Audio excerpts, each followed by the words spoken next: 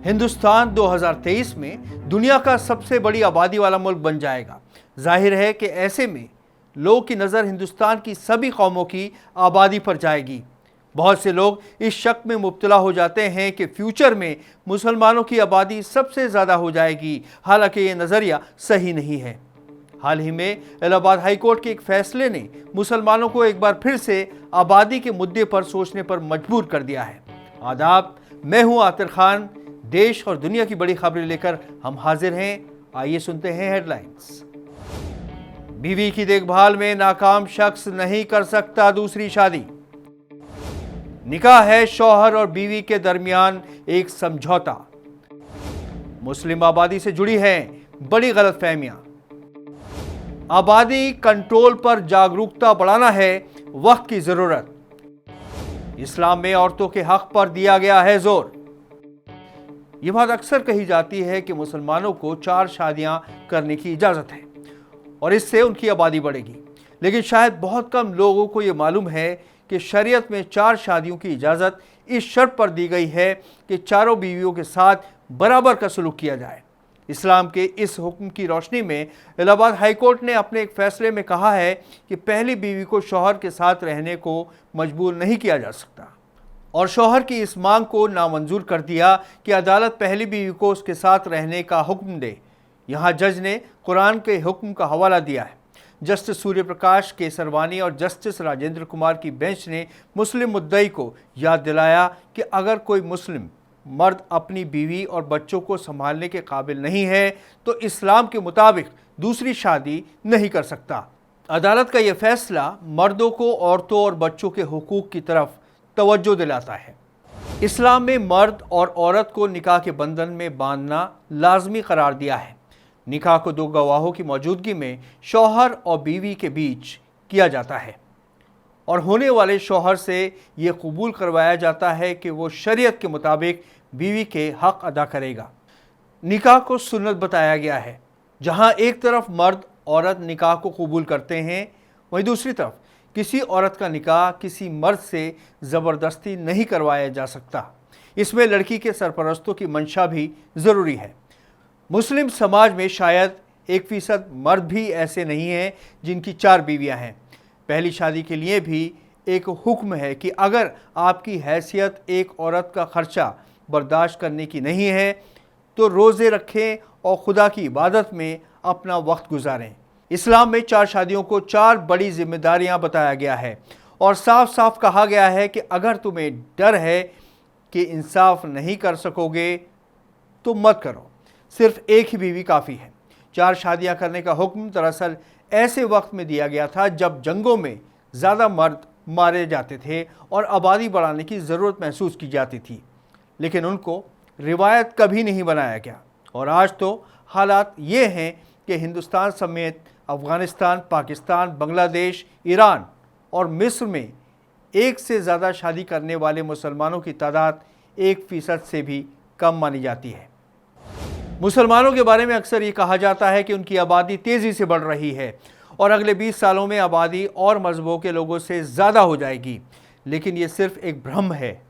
लेकिन आबादी पर कंट्रोल रखना अब लाजमी हो गया है।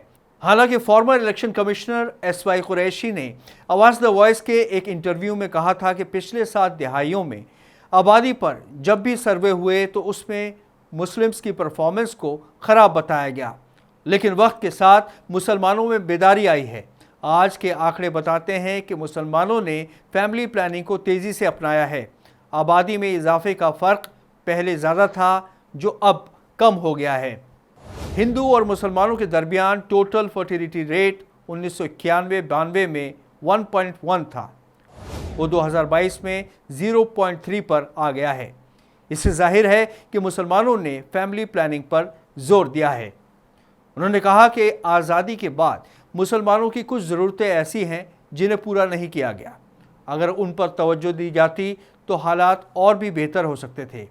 इस बारे में मजलिस इत्तेहादुल मुस्लिमीन के प्रेसिडेंट असदुद्दीन अवैसी ने भी ये बात वाज़े की है कि मुसलमान फैमिली प्लानिंग के लिए जागरूक हैं। दरअसल शादी और आबादी का आपस में बहुत गहरा ताल्लुक़ है। इन्हें एक दूसरे से अलग नहीं किया जा सकता। इसलिए इलाहाबाद हाई कोर्ट ने अपने फैसले में कुरान का हवाला देते हुए कहा कि जब आप अपनी एक बीवी के हुकूक को पूरा नहीं कर पा रहे हैं तो फिर उसके बच्चों का हक कैसे पूरा करेंगे। ये तो सरासर नाइंसाफ़ी है। अगर आप बच्चों के साथ इंसाफ नहीं कर सकते तो उन्हें पैदा नहीं करें। यानी ना तो आप उन्हें अच्छी ग़िज़ा दे सकते हैं, ना अच्छी तालीम दे सकते हैं, तो फिर उन्हें समाज में इज़्ज़त कैसे मिलेगी। हमें बताया जाता है कि इस्लाम दूसरी शादियों के लिए कड़ी शर्तें कायम करता है, फिर भी समाज में ऐसे वाक़यात होते हैं जो मुसलमानों के हवाले से इस्लाम को बदनाम करते हैं। अब चूँकि बात आबादी के कंट्रोल पर चल पड़ी है, इसलिए आलिमों और मुस्लिम दानिश्वरों के लिए ये ज़रूरी है कि वो मुसलमानों को वक्त के साथ चलने की हिदायत दें ताकि वो मुल्क की तरक्की में शामिल हो सकें। इस सिलसिले में बड़े पैमाने पर काम करने की ज़रूरत है।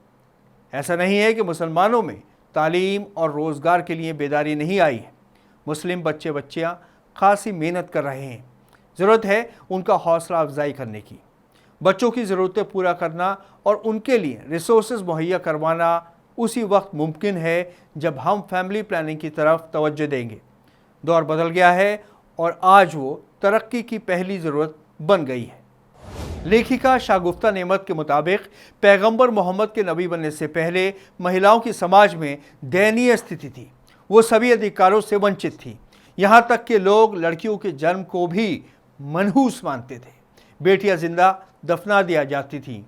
शादी के बाद उन्हें दर्दनाक दौर से गुजरना पड़ता था।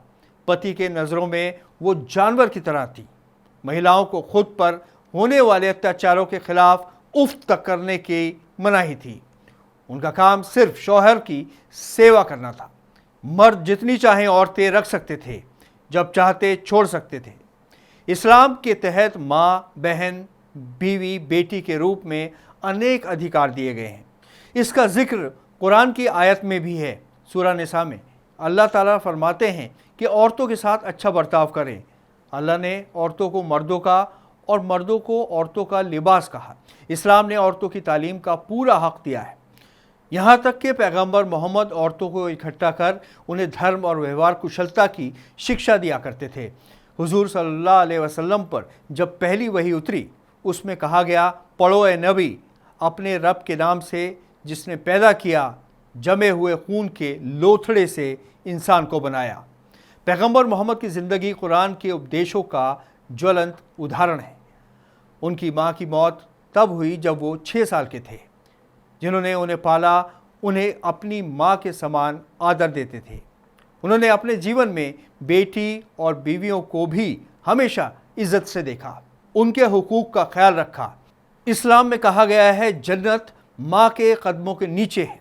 एक और लोग जहाँ बेटी के पैदा होने पर उसे ज़िंदा दफन कर दिया करते हैं, वहीं पैगंबर मोहम्मद को जब बेटी होने की सूचना मिली तो उनका चेहरा गुलाब की तरह खिल उठा। वो अपनी बेटी फ़ातिमा को दिलो और जान से चाहते थे। वो कहते थे, फ़ातिमा मेरे जिस्म का हिस्सा है। जिसने इसे गुस्सा दिलाया उसने मुझे गुस्सा दिलाया।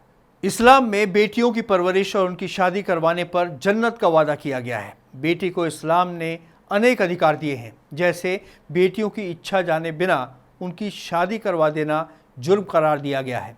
बेटियों की विरासत में हिस्सा और विरासत में मिले माल की औरत भी हकदार होती है।